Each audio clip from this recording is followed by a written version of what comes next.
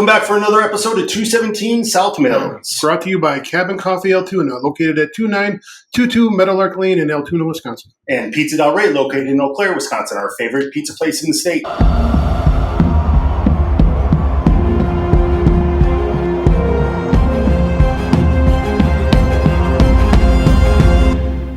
Joe, you're going to love this.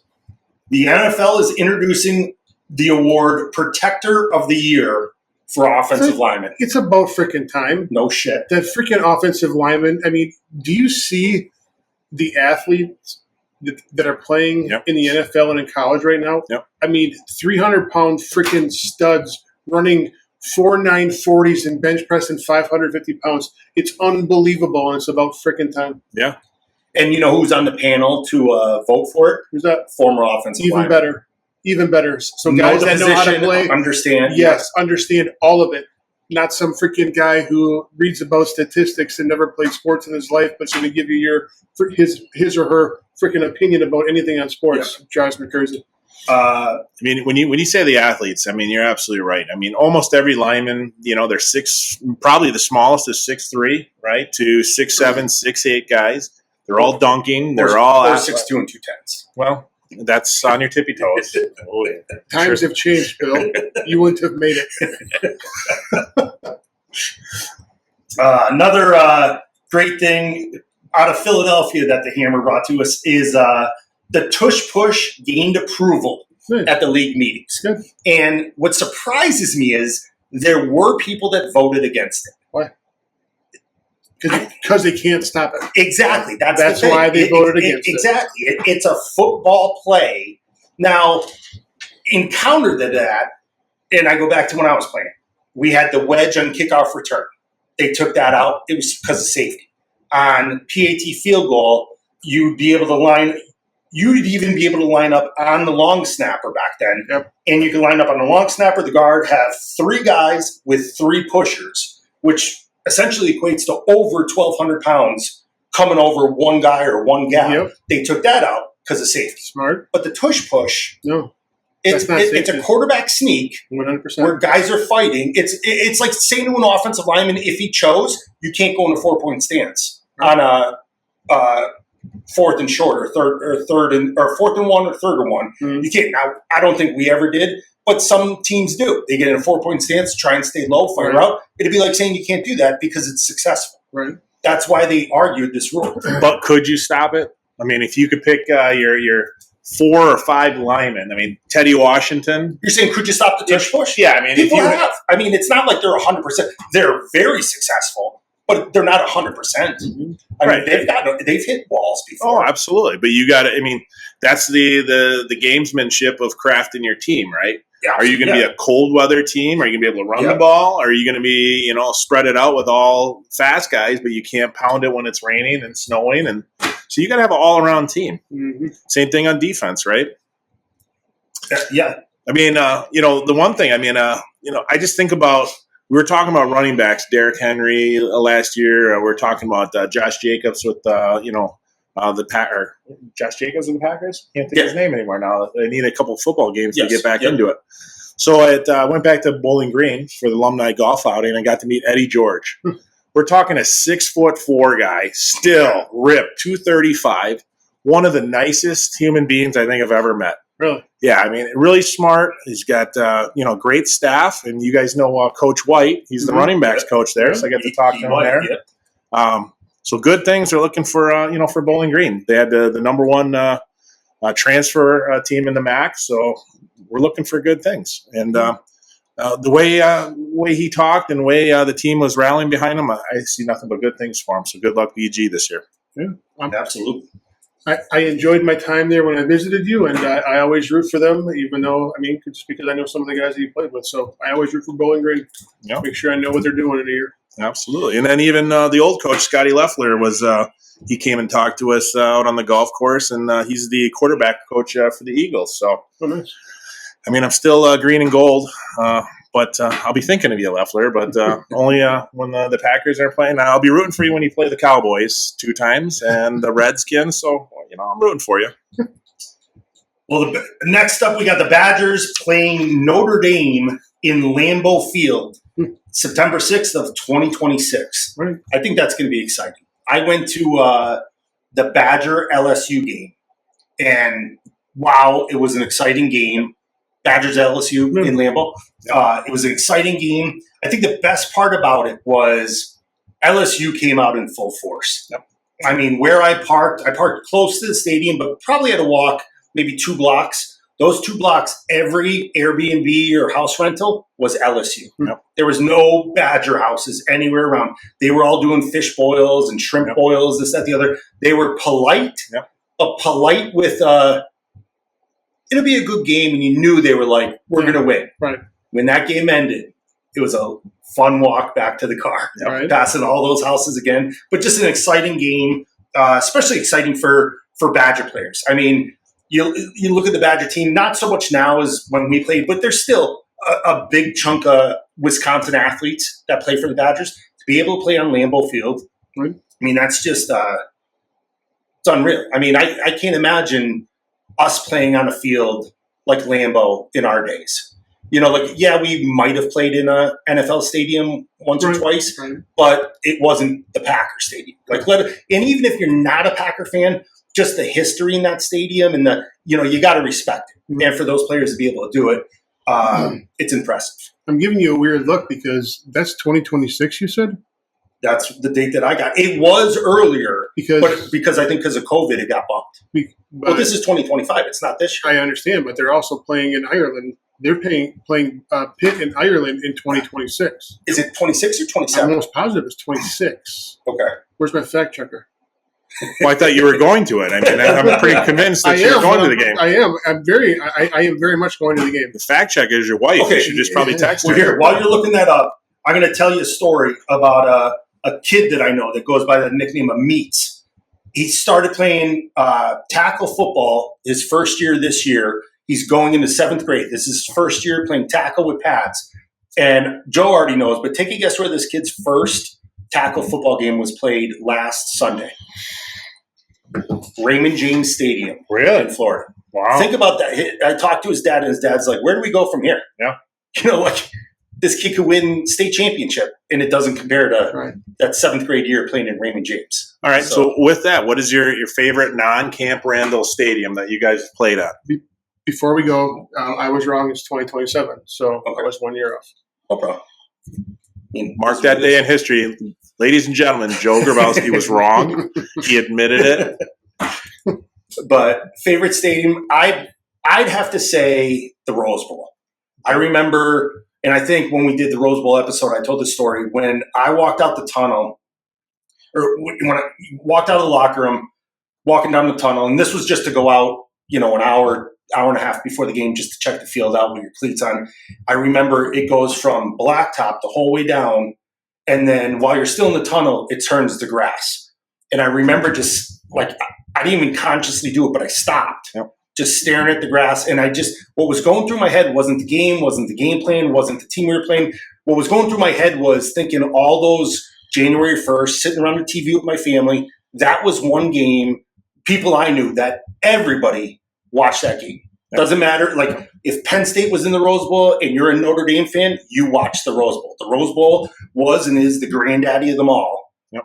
And it was just something special. So definitely the Rose Bowl stadium for me. Hard to argue with that. Same thing. Really? Yeah. I watched every Rose Bowl and, growing up, and kind of the same thing as a family tradition. And it was a granddaddy of them all. It was before we had every other kind of bowl, 37 and 52 bowls. The .coms. And but I mean, it was like just a cotton bowl, the major bowls. And, same thing. Went out there, and I think I was more reflective on the history of the players that played there, that I had the honor of being able to be in the same stadium as some of those freaking amazing players that played there. And I was like, this is freaking legit. So, well, I can say the first game that I played at was very first game as a true freshman. Got to play fullback and tight end against Alabama down in with Coach Stallings as the coach. That was down in Birmingham. I think probably 109,000 people. I think you guys are fortunate, in Big Ten. I got to play, against Penn State. Just seeing the sea of white, I thought, that was Paterno's 300th win. That's now technically a BG win. So that was a great win for our organization. And then, Ohio State played there, and wow, I mean, it's just when you're in front of 100,000 people, right. it's just words can't express the emotion and the adrenaline. Pretty amazing. Absolutely, I agree. Up next, we got this became law, which I'm a little confused about. Obviously, there's not a ton of transparency still when it comes to NIL and collectives. The biggest thing we're hearing nowadays is $20.5 million is going to be the collective, the dollar amount that's allowed to be spread out across all athletes. But this article came out that said Tennessee schools and athletes will not have to adhere to the House's settlement limits and restrictions on paying/receiving NIL compensation under the terms of the new law.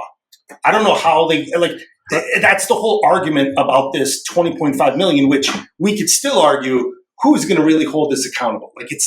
I just, in this day and age, I don't believe money was being paid, like we said from Coach Alvarez back in the 60s. They were paying athletes. Bear Bryant was paying players. Yes, and they couldn't keep track of it back then. How are they going to keep track of if a Captain Coffee wants to give a kid $500,000? How are they going to know that happens? And of course, it's going to go to offensive linemen. Absolutely. Jay, just remember, Utah, what did the football players get? Yeah, everybody got a pickup truck. And what was their record? It was worse. Remember that? It was I do remember. Yeah. We talked about it on this show. They were like 5 and they went from 11 wins or 10 wins to 5 wins. So I don't know. I'm going to be first to say, hey, if Michigan, you guys paid 5 or 6 or who knows, $7 million for the quarterback, 12. I'm going to go on record. I'm going to say that it doesn't pan out for you. I know the guy's a great athlete. My buddy Eric Gilbo, he's been telling me about this quarterback for the last 2 years. But you can't get that much money at $12 million. You're basically targeted. And here's what we've said though is it's $12 million over 3 years, so $4 million a year. But my argument is that's the deal we know about. No. How many deals don't I'm thinking this kid's making $10 million a year. One deal he's making $4 million a year, but it's not and I know people want to try and get there, but it's as of today, it's not the NFL where you sign one contract. A kid could sign 30 contracts if he wants to. I don't know. It's just there's no limit. There's no transparency on it. There should be a website that you could go to and say, how much is this guy making? What are his deals? Who's paying him? But there is none of that. I mean, unless they want to release the numbers, them or their agent or the person that paid them, unless one of those 3 parties want to release the numbers, we don't know. We don't know who's getting paid what. I'm just going to go out and say it. I think NCAA is really. I know we've talked about it. The NCAA is an organization you've completely failed. Yes. The whole level playing field, it's gone, and you've opened up the Pandora's box, and it's sad for the ex-athletes. There's no health care. There's no CTE. There's nothing for ex-college athletes. Yeah. Now, on the stands, you can say, hey, you shouldn't have that. You got your education. But the fact is, any athlete that's out there, you're paying for your way for school. But there was, rules, and there was no rules for concussions back when we played in the 90s. It was literally, they gave you salt pills. If you could smell it, you're back in the game, right? And if you threw up on the bus, I threw up on the bus many times, guaranteed with concussions, right? And I was back practicing by Monday. It was heavy Monday, Tuesday, Wednesday. You were, light jogging day Thursday and walk through Friday. And, it was 3 days, right, that are illegal now. Yeah. For me, I was hitting every practice every day, which is illegal nowadays. Yep. We played you could just say it. I'm sure ours was the same. You had inside drill, right? You had goal line, right? So right there, you're going full contact. Goal line, when you're going fullback against linebacker, you got your lineman. I mean, it's people don't understand the severity when we use the term goal line live. Yeah. Like we get a chill, like, oh shit, here we go. Like this is about to go down. And, that's how we used to end spring ball practices. Ran that on Saturdays. We'd go goal line live for like 12, 15 plays. And that doesn't sound like much, but holy shit. And the thing is they're your teammates. Yeah. But it's full bore. It's just don't. The only rule is don't purposely take somebody's knee out. Do not do it on purpose. Right. Yep. But you're cutting. Yep. I tell people, I go, to try and give you a little bit of an understanding. You know, quarterbacks wear the red jersey or the different color. I go, Ron Dane was live. Mm-hmm. Ross Kalagi, Chris Godorsky, Donald Thompson. They're drilling Ron Dane, trying to take him down. Right. I go, that's insane. It is. To think that we did that and everybody thought it was okay.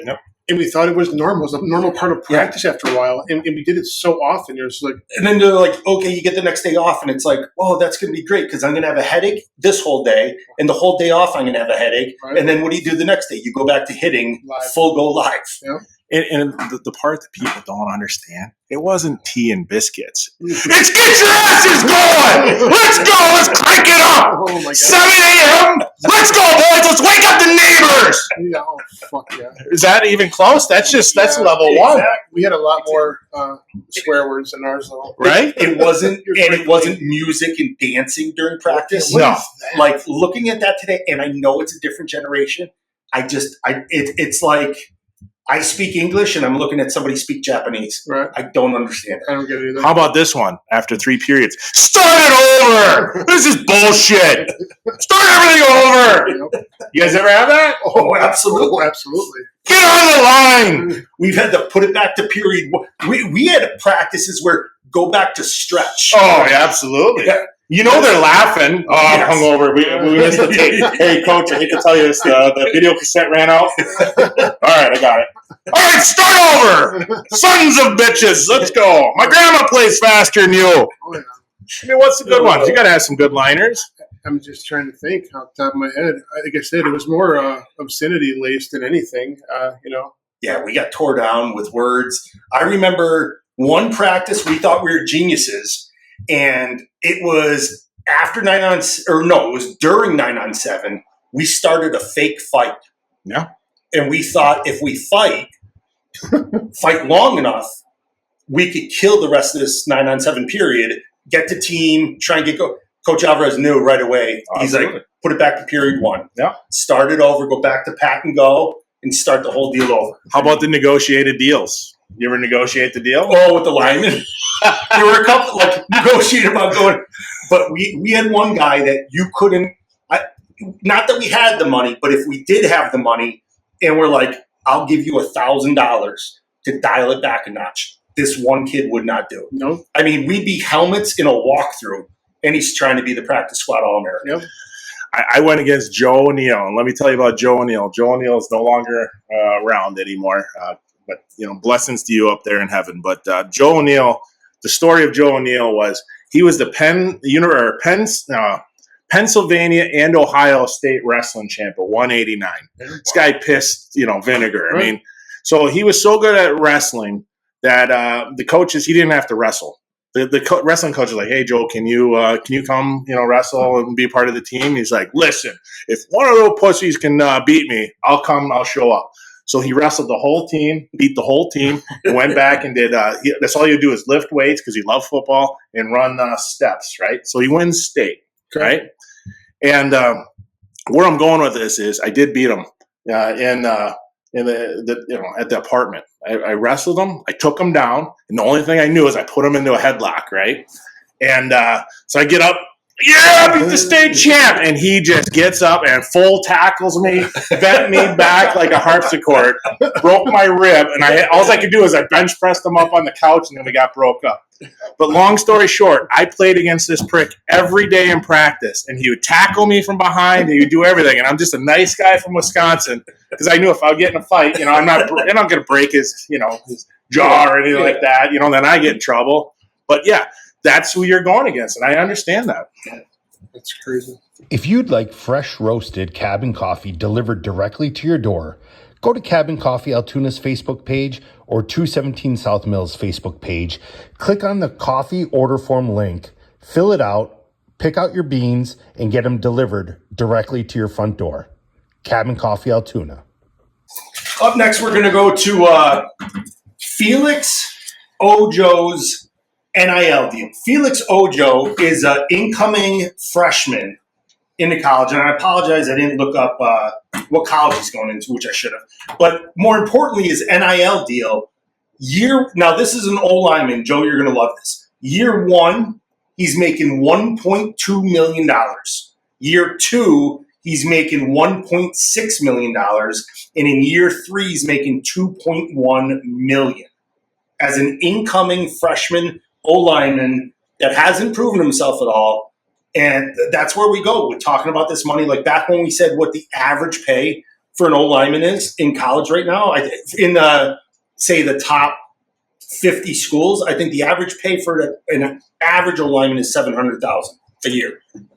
I'm just going to say this. I mean, kudos to him, but I'm going to say this right now. The mental health of this guy, if he sucks, he is just going to get ragged on, right? Yeah. I mean, think about it. Oh, Mr. $3 million man, huh? I mean, yeah. I see this. Comes with the money. Right? Yeah. I mean, in football, you put your body on the line. You put your freaking mental health on the line from concussions and whatever the hell else, just being the shit out of each other. But why should the mental part be out of that also? I mean, hey, this is why you play the game. And I don't feel bad for him. I guess you better step up. Yeah. You know what I would do? Probably illegal, okay? But I'm going to just say this. If there was 50 linemen that I don't have an idea of who I'm going to give the $1 million to, I'm going to put a circle, and I'm going to say the last man standing in this circle gets $1 million. That's my starting center. Yeah. And you want 4 more? Show me 4 more, Yeah. Because you got to be the toughest guy in the room. You do. And that's what I try to tell young athletes. Like, there's a thing about, physicality, speed and burst, and you can have all these glamour stuff. But when it comes one-on-one, it's who's got the biggest balls and who's tenacious enough to get down and battle, right? Yeah, you might not be the fastest, you might not be the strongest, but who could battle? And that's what I love about, the old fair days, right? I mean, when you see these high school kids rolling up their sleeves, they're feeling it, right? They got the biceps pumping, they're feeling good, and they're a little cocky towards each other. But that's what Friday night football is about. And I need that because this goal line, I'm already sweating. I see you guys are sweating. I mean, that's the intensity, and that's why we love football. Yeah, 100% agree. And if this guy's going to get this money, hey, great. But what if he gets hurt? Yeah. What I think is going to start happening is even back to our day and through today, it's still factual. Scholarships, which most of the civilian world don't understand. They all think it's a 4 or 5 year scholarship. They're 1-year scholarships from when we were playing to today. I almost wonder if there's going to be more kids getting cut because they do have a big payday and they're not producing. So say this kid, he's getting $1.2 million. What if his freshman, and you're getting $1.2 million, you're expected to start as a freshman. Right. You're not riding the bench. You're not getting redshirted and making $1.2 million. If he gets out there and turns out to be like one of the guys we talk about without naming names that played for the Badgers, I see him getting cut because then they're like almost looking at it like a salary cap in the NFL. They're like, okay, if we cut him, we get to save $3.7 million if we cut him after year 1. Mm-hmm. I could see a lot more of that happening with all these kids getting paid this money, especially if it's coming from the collective, which the school is in charge of. And you're absolutely right. What if this guy becomes lazy? What if he just decides, hey, I got all this money, I'm sitting on the couch. Mm-hmm. He doesn't pass conditioning, right? And he doesn't show up to the weight room. He's not getting good grades. Right. Now, if you run him in summer conditioning and the individual, let's say, passes away, who's liable? The laziness? Is it the coaching staff? Is it the strength coach who's in charge of every football team until he hands them off to the coach? Well, I think you go with the autopsy and let that decide it for you. But, there's so many. I know a little bit about that. Right. No, that's what it would be. I mean, honestly, you're going to have an autopsy to identify why he died.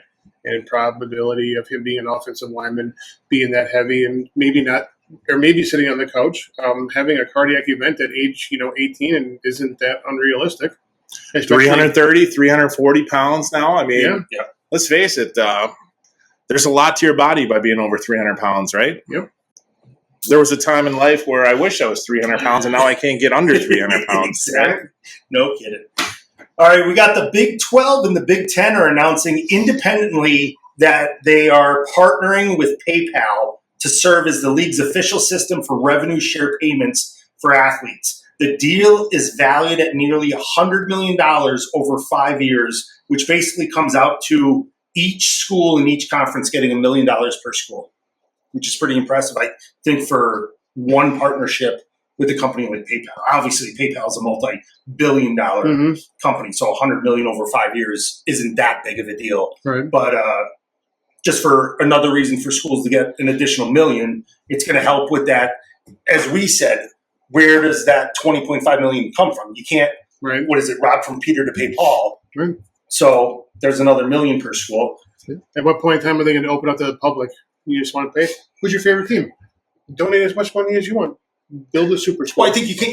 You can't now with the. Are you able to do that? Not the collective, but what was the team we talked about on? Well, every team has it. Wasn't it Texas? It was a Texas school where they had the little logo. You were talking about it, probably. Well, I know Texas Tech has that billionaire that started his own deal, but what that deal is called, that's what like Wisconsin has it. It's like the varsity club. Whatever that varsity club is that area that anybody like me and you could just send a check in and be like, hey, we want to help the program for you to be able to pay players. So, and that's where I think, Texas Tech had that one former O-Lineman that's a billionaire that says, he wants to have his own deal that he pays athletes. He's like, I'm going to do my own. I'm not associated with the school, and I'm going to pay athletes out of here. Like he paid that softball player that we talked about in the last episode, the $1 million. Yeah. But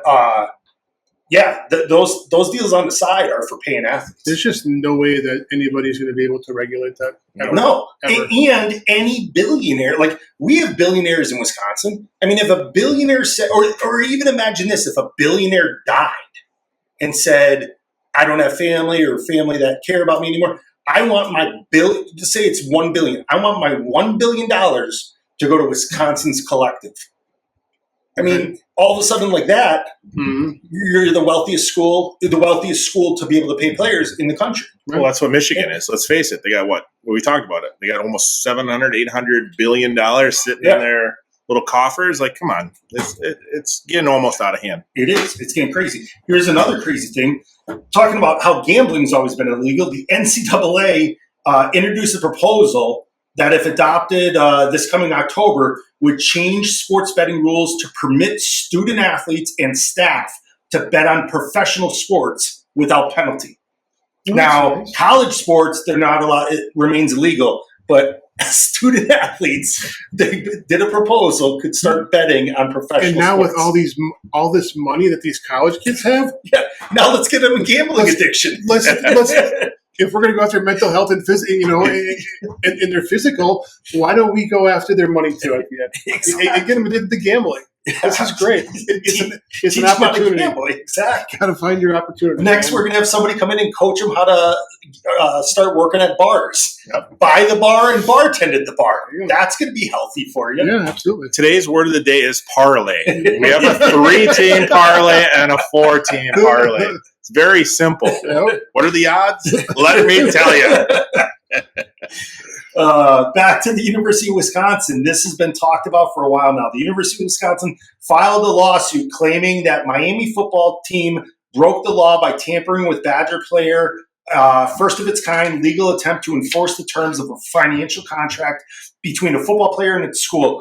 That was the wide receiver at Wisconsin that Wisconsin was paying him while he was being paid, and on the team at Wisconsin, Miami came after him and recruited him, which that was the illegal part. Right. Now, I think, and we talked about this, the workaround that this kid, Miami, and this kid's agent probably did, and they did do it, but it was probably the agent or Miami that came up with the workaround, was you can't just, while you're on scholarship for a school, you can't just transfer.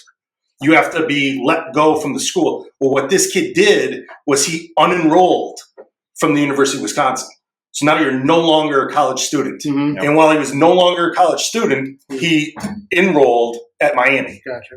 Now, with that being said, Wisconsin was paying him on a contract, and he essentially just kept the money and walked away from the contract and said, "No, I'm a Hurricane." And Wisconsin was like, "That's bullshit, like illegal."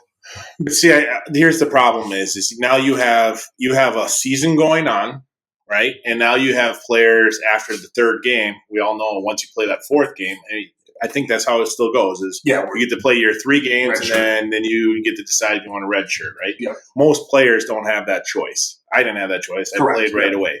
But the point is at that third game, you have people, you have advisors, you probably have an agent that you're not supposed to have. Well, nowadays I think agents are illegal, or are legal, because at least on the financial side they're legal. Listen, I know a certain team, and we won't go further, but all of a sudden they lost a key player and players after their third game, right? And it was because of money, and the agent, they already knew where they were going. So it's unfair to a team. If you're going to sign and you're going to get playing tape, then you're obliged to play that full year, right? Now, if somehow you're not in the starting lineup and the coaches haven't played you, and you decide, hey, now you want to take that red shirt, if you haven't played, there should be some rules about it. But then you should have to play until that team's regular season is done and the bowl game. Yes. And then open up the window for recruiting. Yep. Do it fairly across the board, because money, it's not a fair. Yeah. It's not a fair shake. Well, we say a lot too, especially with all this decommitment, that when we were playing, and I knew for a fact, like during our era, I remember seeing on ESPN and it was just on ESPN one time, that somebody decommitted from their verbal commitment to go to another school. Yep. And everybody I knew, we were like, whoa, he decommitted? And that was a huge deal, because we understood back in our day, that's giving your word. It is. And if you give your word, you're going to that school. That's what a verbal commitment is. Mm-hmm. It's verbal because it's not signing day yet. You're verbally committing until signing day, then you're signing. Nowadays, if you don't decommit like 4 or 5 times, you're not normal. Right. Everybody decommits. It doesn't make sense to me, because I went out to Bowling Green. That was the whole thing. I shook hands, and I'm like, well, I guess that's where I'm going. All of a sudden, I sprained my ankle. Then I go to Northern Illinois on a trip. North Dakota State, I had tickets. I even turned them down. I'm thinking, why did I do that, right? I mean, North Dakota State, what a great program, right? Yeah. And, in today's society, you definitely go to all 3. You go to all, you take all your visits, and then you decide, And if you got to say yes to them all, you do it. But that only helps your publicity, right? Because now I got a full ride here. It ups the money, right? Yep. Yeah, I verbally committed in between my junior and senior year at football camp. I probably should have rethought that one through. Yeah, you had Iowa, you had Notre Dame. Who else did you have recruiting you? Almost everybody, right? Yeah. It was almost like who wasn't recruiting you. Right. Yeah. So, but I after I verbally committed at Wisconsin, I didn't get any phone calls. That was it. No. Like that word went out, and that was I was. Maybe I should have played that a little harder. A little harder to get, but I didn't. Well, like Kevin and I joked, imagine if you were today, if Felix Ojo, who I have no idea who he is or who he's going to play for, is getting over $1 million a year. Right. You would have probably got 2. I don't know. It's crazy. It's crazy to think that way, though. It's damn crazy to think about it, because, let's face it, at that age, do you think I would be ready for $1 million? Are you kidding me? What was the stats? Let's just go over the high school stats. I don't even. You were all of a 300-pound bencher. Yep. You were shot put, right? What were you throwing the shot put? Like 58. That's okay. Your squat. Squat was what? I don't. Kevin. At least 525 is a high school, 550. Somewhere in there. Power clean, you're proud to say. Now tell us what it was. 390. How much? 390. 390, ladies and gentlemen. That was impressive. Right. I remember when I got to Wisconsin, being on the platform next to him. Oh, I got 45s on each side trying to figure out how to do this. Right. And I'm looking at Joe like, what the hell is going on over there? Yeah. I would say 5'1", 5'2", 240. Yep. It was fun. I know. I remember back in the day, he doesn't say it much, but could you dunk the basketball? You're pretty, he could. So he's an athlete. He's got a tender touch, like, a great 16, 18-foot jump shot. Mm-hmm. To me, what do you pay for that, right? Toughest guy when he walks in the room. Everybody, absolutely, right? And that's a crazy thing. And then the counterpoint to that is, we come off a Rose Bowl win, and it's the end of the month, and you're literally eating ramen noodles because you can't afford to. You got to wait to fill the fridge, or hope somebody's parents coming out on a visit that's willing to fill the fridge for you. Those are the polar opposites: ramen noodles versus $2 million a year. Right. And Joe skips his all-star game. I mean, how many people do that because he's in line to start as a true freshman? And what, gets a shoulder injury, right? Your knee injury, I think, as a freshman. So I mean, that's the thing about sports is you got all these. Now you got the scholarships. What is the roster? That's the only thing we haven't talked about. They increased the roster. I think they increased the scholarships they increased. Was it scholarships or the whole? I know the roster, they're essentially losing walk-ons. Mm-hmm. So the total roster went from 105 to 115, I believe. But I think scholarships might have gone from 85 to 95. Okay. I think that's the argument, Which is crazy. When you look at these, you have all the numbers are taken up, plus you have a whole book, a roster of 30, 40 players that aren't even on the field yet, that are just trying to do everything they can do to get on the field. Yeah. I don't know. It's insane. Last up, we got an interesting story when it comes to age. Arkansas wide receiver Monte Harris turns 30 on August 10th. And the question is, should there be an age limit in college football? Now, I know we talked about the guy at Miami, the tight end, that had played 9 seasons of college football. And he had to be 31 at the end of it. I'm thinking somewhere around 30, 31, but 30 years old, still playing college. Right. That's now the difference. Like, I played with Chris Wanke in the NFL. Chris went and played 4 years of baseball, then came back and played football. So he was like 28 when he graduated, but it wasn't because he played 9 years. Right. And with these, how does a guy like this, a wide receiver, if you're 30, let's say you graduate high school at 19, that's like 11 years, right? Well, he was top recruit. So all you Milwaukee Brewer fans remember that we drafted him in the second round. I mean, stud. I mean, speed. I mean, he batted. Did he play minor league baseball? He played minor league baseball for the Brewers. Okay. I think he even got a couple shots. He was with Miami. He was one of the trades. The Brewers sent him with Lewis Brinson, and so that's how we got the Yelich. He was probably like part of the Yelich trade. Okay. So, I mean, a true stud. And he was being recruited by Nebraska, Iowa, Kansas State, Kentucky, Michigan State, Missouri, all of that. But he was probably like another Wank, where he didn't play football for so many years and then came back. Exactly. So he chose that. And then obviously after his baseball career, he ended up going into football. And I think there's a golfer did we talk about it? There's a golfer that was an NBA basketball player and then was playing in college golf. Really? Yeah, I mean, just think it made all the millions and then got to re-enroll and go back to college. So, I mean, crazy stuff. And next episode, you have to tune in. I'll have that name for you. Or better yet, if you go to Cabin Coffee and say the guy's name, you get a free coffee. Put it on my tab. Put it on this tab.